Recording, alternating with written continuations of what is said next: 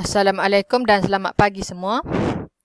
Bertemu lagi kita di kelas sejarah tingkatan 2. Hari ini kita akan belajar lagi bab 5 iaitu Kesultanan Melayu Melaka. Okey, sebelum ini kamu semua telah mempelajari mengenai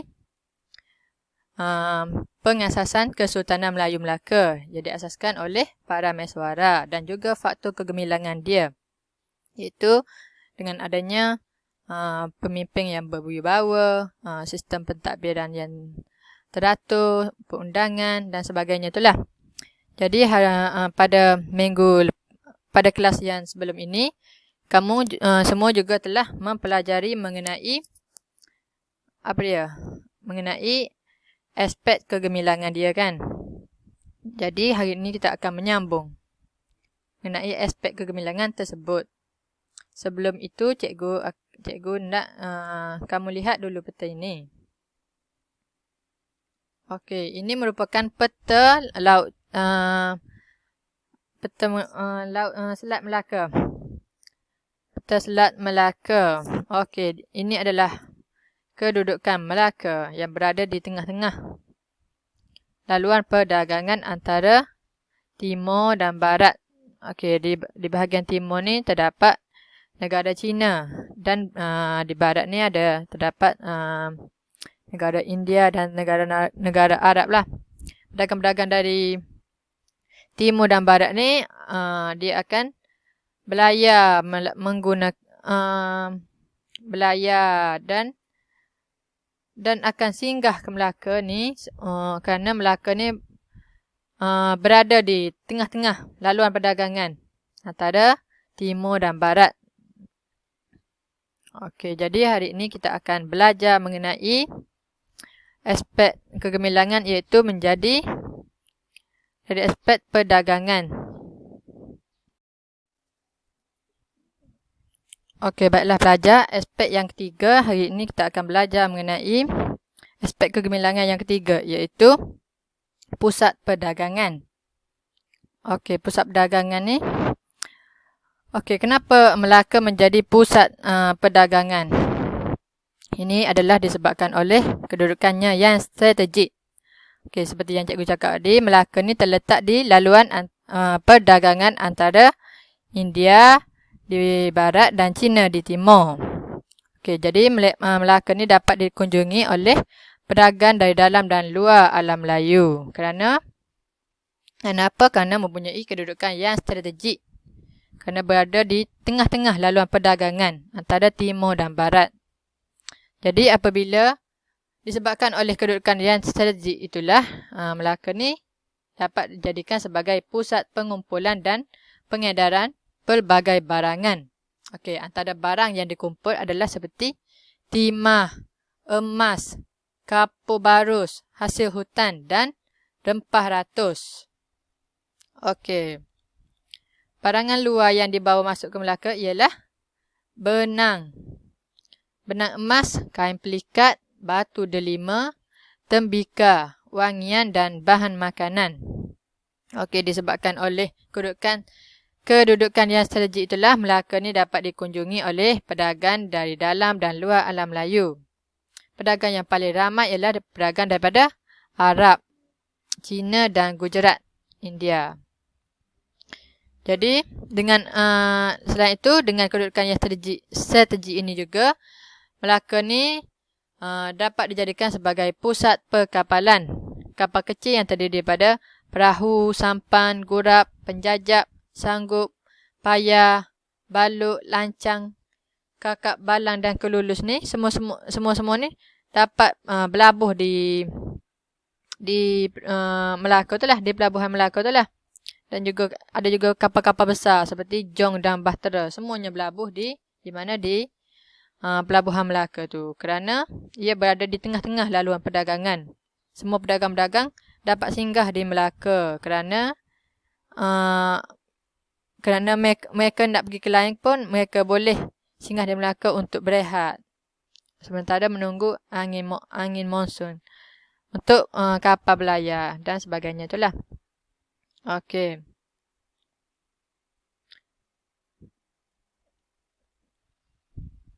Okey, seterusnya aspek kegemilangan yang keempat adalah pengurusan perdagangan. Pengurusan perdagangan ni merupakan cara mereka mengurus sistem perdagangan di Melaka tu. Okey, bagaimana mereka mengurus dengan adanya sah bandar, cukai perdagangan, adanya mata wang dan juga orang laut serta kemudahan pelabuhan. Jadi kita akan tengok satu persatu. Pertama sekali kita akan tengok peranan Syah Bandar ni. Syah Bandar ni merupakan penjaga bagi kerajaan Melaka tu lah. Ia memainkan peranan penting dalam menjadikan Melaka sebagai pelabuhan entry port. Apa dia pelabuhan entry port? Pelabuhan entry port ni merupakan pusat pengumpulan segala barang dagangan. Jadi Syah Bandar ni, dengan adanya Syah Bandar ni, mereka akan mengurus pasar dan gudang, menjaga kebajikan serta keselamatan pedagang. Jadi dengan adanya Syah Bandar ni, pedagang-pedagang akan yakin untuk singgah berdagang di Melaka kerana kebajikan mereka akan terjamin dan juga keselamatan mereka adalah terjamin. Selain itu, Syah Bandar juga berperanan untuk memeriksa alat timbang, sukat, mata wang dan menjadi hakim di pelabuhan. Mereka juga akan mengurus cukai dan menguatkuasa peraturan keluar masuk kapal. Jadi, dengan adanya Syah Bandar ni, tidak akan berlaku kekeliruan mengenai penipuan dari segi alat timbang, sukat, mata wang, dan jika ada perkara yang tidak puas hati yang berlaku di antara pedagang, Syah Bandar inilah yang akan menjadi orang tengah ataupun hakim bagi menyelesaikan pergelutan tersebut. Okey, seterusnya cukai perdagangan. Okey, setiap pelabuhan ni, kalau kamu nak tahu, dia mengenakan cukai. Namun di Melaka ni, cukai yang dikenakan adalah rendah. Jadi cukai rendah tersebut ia akan menarik minat pedagang lah. Seterusnya, cukai dan bayaran surat kebenaran berniaga di Melaka dan di pelabuhan menjadi sumber pendapatan kepada Kesultanan Melayu Melaka. Dengan adanya cukai perdagangan ni, kerajaan Melayu Melaka ni mendapat wang dan menjadi modal untuk mereka menguruskan perdagangan mereka. Jadi sumber pendapatan Kesultanan Melayu Melaka ni adalah melalui cukai dan bayaran surat kebenaran yang dikutip daripada pedagang-pedagang yang datang berdagang di situ dah. Okey, ni di Melaka juga ada dua jenis cukai yang dikenakan, iaitu cukai rasmi dan cukai tidak rasmi. Cukai rasmi ni merupakan cukai import yang dikenali sebagai panduan. Manakala cukai tidak rasmi ni pula dalam bentuk hadiah. Okey, seterusnya kita lihat pula mengenai mata wang. Okey, urusan perdagangan di Melaka ni dilakukan mengenai dua cara, iaitu melalui pertukaran barangan dan menggunakan mata wang. Namun penggunaan mata wang ni telah melancarkan urusan jual beli. Okey, pada peringkat awal, mata wang yang digunakan adalah seperti jongkok timah, serbuk emas dan kulit siput. Okey, semasa pemerintahan zaman Sultan Muzaffar Shah, mata wang timah diperkenalkan yang dikenali sebagai keleng. Okey, pada mata wang timah ini terpahat nama Sultan Melaka yang memerintah. Okey, selain daripada timah ni, terdapat juga mata wang yang digunakan seperti mata wang emas dan juga mata wang perak. Okay, selain itu, di Pelabuhan Melaka ni, mereka turut pakai mata wang daripada Pasai, Hormuz dan Kembe, iaitu pedagang-pedagang yang singgah untuk berdagang di Melaka. Seterusnya, pengurusan perdagangan juga turut dilakukan oleh orang laut. Orang laut ni merupakan penduduk di Melaka. penduduk asal di Melaka. Orang laut ni memberikan taat setia kepada Raja Melaka dan memainkan peranan yang penting dalam mengekalkan kestabilan kerajaan, khasnya dalam memastikan pengurusan perdagangan dapat dijalankan tanpa gangguan, seperti dapat mengelakkan ancaman lanon dan sebagainya itulah. Jadi orang laut ni lah yang berperanan untuk menjaga keselamatan pedagang-pedagang di Melaka. Mereka menjaga keselamatan di perairan Melaka. Orang laut ni merupakan pelayar dan penunjuk arah yang cekap. Okey. Mereka juga bertanggungjawab sebagai tentera untuk menjamin keselamatan pedagang di perairan Melaka. Seterusnya, kemudahan pelabuhan. Okey, kemudahan pelabuhan ni Melaka turut menyediakan pelbagai kemudahan kepada pedagang-pedagang yang telah menarik minat pedagang daripada serata alam Melayu dan luar alam Melayu untuk singgah berdagang di Melaka. Antaranya adalah dengan adanya gudang bagi membolehkan pedagang menyimpan barang. Kemudian ada kemudahan pengangkutan, kemudahan tempat beribadat, bekalan makanan dan minuman.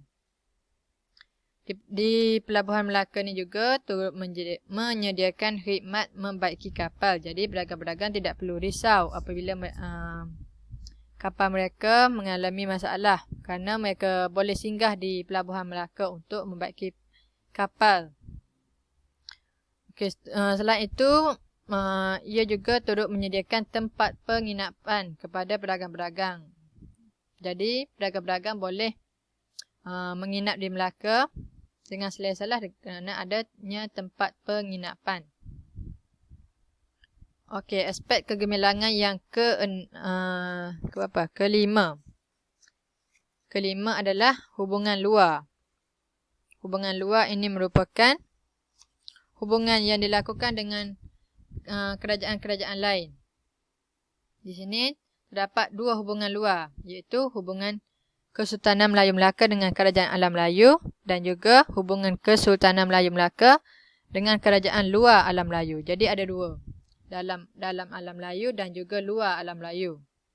Kita tengok dalam alam Melayu dulu. Dalam alam Melayu ni adalah Pasai, Demak, Majapahit dan Makassar. Okey, hubungan luar yang berlaku antara Pasai ni atas dasar hubungan atas dasar sama taraf, bermaksud sama kedudukan. Okey, Kerajaan Melayu Melaka juga turut mengadakan hubungan diplomatik melalui perkahwinan. Hubungan yang berlaku atas dasar berkongsi pendapat dan perbincangan berkaitan hal agama Islam. Okey, tiga perkara inilah yang menjadikan hubungan Pasai dan Kerajaan Alam Melayu, Kerajaan Melayu Melaka ni terjalin kerana perkahwinan, berkongsi pendapat dan perbincangan mengenai agama Islam. Seterusnya dengan Demak. Bagaimana hubungan luar berlaku antara Kerajaan Melaka ni dengan Demak? Ia berlaku atas dasar kepentingan bersama. Mereka dua-dua ada kepentingan masing-masing dalam perdagangan dan penyebaran agama Islam. Okey, apa kepentingan tersebut? Kepentingan tersebut adalah membekalkan beras, membekalkan bahan makanan, membekalkan rampah ratus dan juga tentera kepada Melaka. Jadi mereka ni sama-sama berkepentingan antara satu sama lain. Jadi mereka menjalinkan hubungan lah supaya dapat memenuhi keperluan masing-masing. Seterusnya Majapahit. Bagaimana Kesultanan Melayu Melaka ni ada hubungan dengan Majapahit? Okey, disebabkan oleh perkahwinan pemerintah Melaka dengan Puteri Majapahit. Jadi, dengan adanya perkahwinan, hubungan antara Majapahit dan Melaka ni jadi kukuh, hubungan persahabatan mereka ni jadi kukuh lah. Okey. Seterusnya Makassar. Okey, bagaimana hubungan luar berlaku dengan Makassar? Berlaku dalam aspek perdagangan, dalam aspek perkapalan, dalam aspek Islam dan kebudayaan dan juga kesenian. Hubungan antara kedua-dua kerajaan ni semakin rapat dengan apabila Kerajaan Makassar ni menhadiahi sesuatu kepada Kerajaan Melaka, iaitu budak raja kepada Sultan Melaka. Jadi di sini kita boleh lihat hubungan luar yang terjalin disebabkan oleh masing-masing ada kepentingan tersendiri bagi mengukuhkan kedudukan masing-masing, bagi menjamin keselamatan, menjamin kepentingan, menjamin bekalan makanan dan sebagainya itulah. Seterusnya kita tengok pula hubungan kerajaan Kesultanan Melaka ni dengan luar alam Melayu. Itu luar bermaksud yang jauh-jauh tu lah, yang China, Ryukyu, Jepun, Siam, kerajaan lain. Okey, bagaimana? Okey, yang pertama adalah hubungan dengan China. Kita tengok dulu hubungan dengan China. Okey, bagaimana hubungan luar dengan China ni berlaku? Berlaku disebabkan oleh kunjungan yang diketuai oleh Yin Qing dengan penggunaan payung kuning, cap mohon dan sepersalinan pakaian sebagai tanda pengiktirafan. Okey, seterusnya bagi Jepun, hubungan diplomatik dan perdagangan juga berlaku dengan kerajaan Ryukyu, iaitu Jepun. Sultan Mansur Shah ni berutus serat dengan kerajaan Ryukyu berkaitan dengan tingkah laku pedagangnya yang melanggar undang-undang di Melaka. Jadi Sultan Mansur Shah ni menghantar surat kepada kerajaan Ryukyu bagi mereport atau melapor mengenai perkara yang dibuat oleh pedagangnya yang melanggar undang-undang. Jadi kerajaan Ryukyu ni menghantar maaflah dan mereka menjalinkan hubungan. Seterusnya dengan Siam. Melaka juga menjalinkan hubungan dengan Siam atas dasar diplomatik dan juga atas dasar perdagangan. Melaka ni telah hantar utusan ke Siam yang diketuai oleh Tun Temalai dan Puteri Jana Putera. Okey, jadi dengan hubungan perdagangan antara Siam ni, Melaka dapat apa? Melaka dapat kayu jati, dapat beras dan bahan makanan daripada Siam. Kerana Siam ni merupakan pembekal beras yang berkualiti. Okey, seterusnya hubungan dengan kerajaan lain adalah dilakukan dengan kerajaan Pegu, kerajaan Luzon, Gujarat, Coromandel dan Bengal. Selain itu, Melaka juga turut menjalinkan hubungan dengan Mesir, Parsi, Turki dan Arab. Jadi dengan adanya hubungan luar dan dalam ni dapat mengukuhkan kedudukan Melaka. Kenapa? Kerana dapat membentuk empayar yang luas. Jika kerajaan lain hendak menyerang ni, kerajaan sekutu-sekutu Melaka ni dapat memberi pertolongan. Okey, seperti Demak ni, dia cakap dia membekalkan tentera kepada Melaka. Jadi itu saja bagi topik kita pada hari ini. Jadi hari ini kita telah dapat tahu mengenai aspek kegemilangan kerajaan Kesultanan Melayu Melaka. Terdapat semua 5 aspek, kan? Kita telah belajar. Nama hari ini kita belajar 3 saja. Sebab sebelum ni kita telah belajar 2 aspek yang lain, iaitu empayar yang luas dan juga pusat penyebaran agama Islam. Jadi di sini kamu dapat lihat bahawa pemerintah Melaka pada zaman dahulu ni mempunyai sifat kepemimpinan yang berwibawa dan berpandangan jauh dan juga bijaksana kerana dapat memerintah Melaka daripada tidak ada apa-apa kemudian menjadi pusat perdagangan yang besar, yang pusat perdagangan lah jadi pelabuhan entry port dan dikenali dari negara luar. Okey, seterusnya.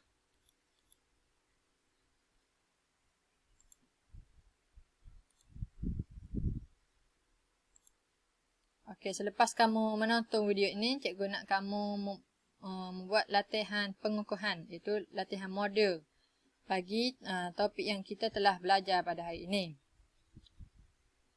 Okey. Okey, baiklah semua. Itu saja kelas kita pada hari ini. Sekian, terima kasih. Jika ada yang kamu tidak faham, boleh tanya di grup WhatsApp. Okey. Assalamualaikum.